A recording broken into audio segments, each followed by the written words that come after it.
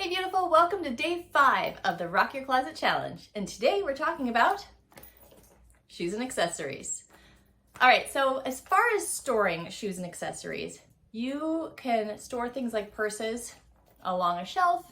You could hang them on a hanger if you wanted to. It's up to you. That's another option. Or you can store them in a bin. That's all personal preference. But when it comes to making decisions on some of these accessories, that's where it gets a little tougher, right?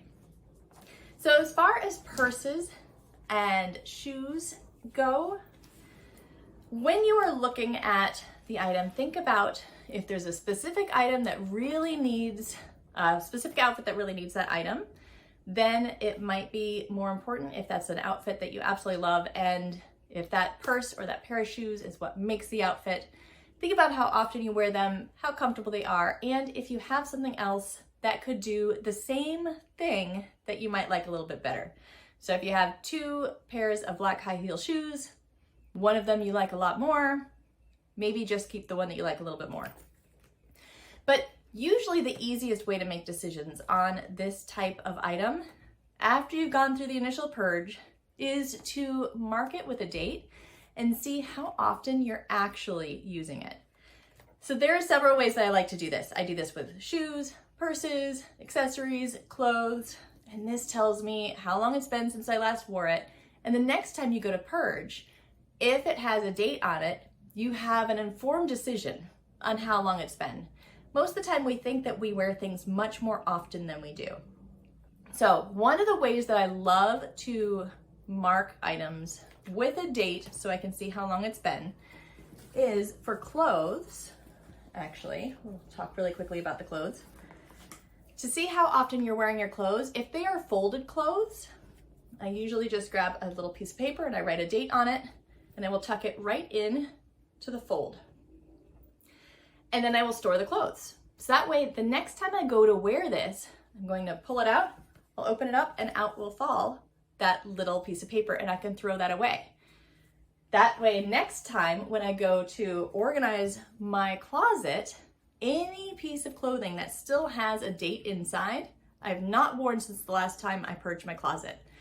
Not only that, but it has the date on it when the last time was that I purged my closet, so I can see exactly how long it's been. And then I can make a much more informed decision. If I've not worn it for a year or more, I've been through all the seasons, then it's probably something that I can let go of. As far as hanging clothes, there are a couple of ways to do this. With our hanging clothes, I'm going to pivot you over here. When I put items back into the closet, I will hang the hangers backward. So instead of hanging my hanger so that the hook goes like this onto the bar and the smooth side is towards me, we'll flip it the other way so the hook is towards me.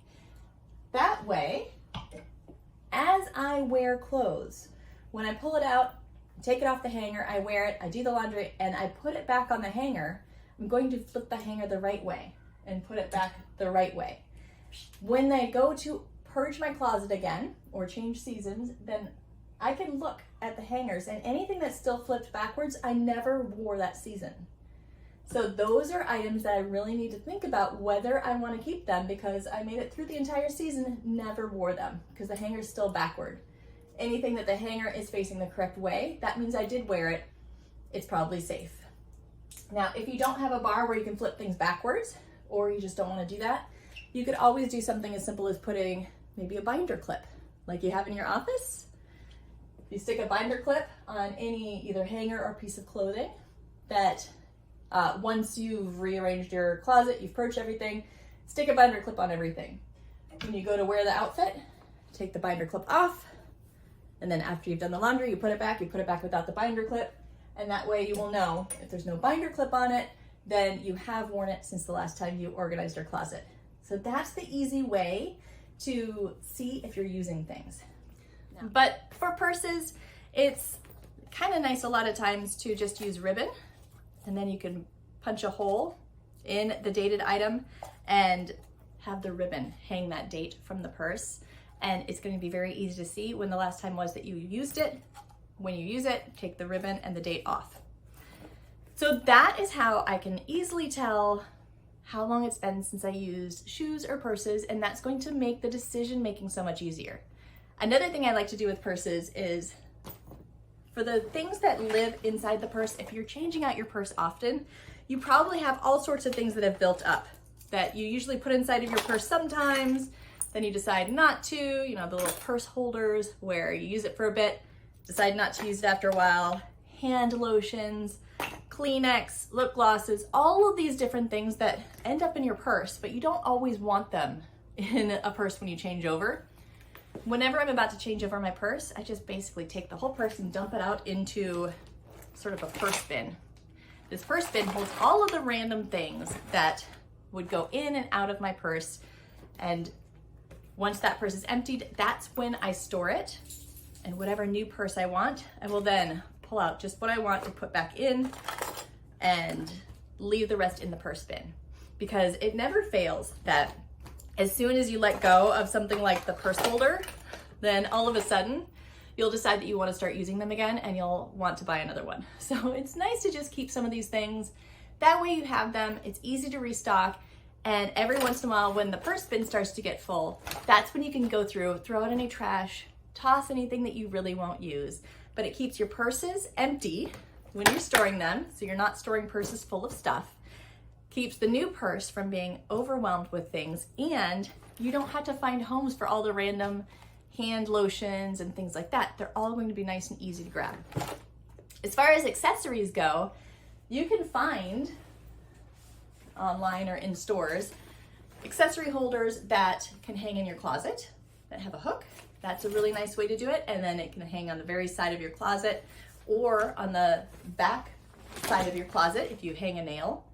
On the back side of your closet, you can hang one of these hanging organizers there.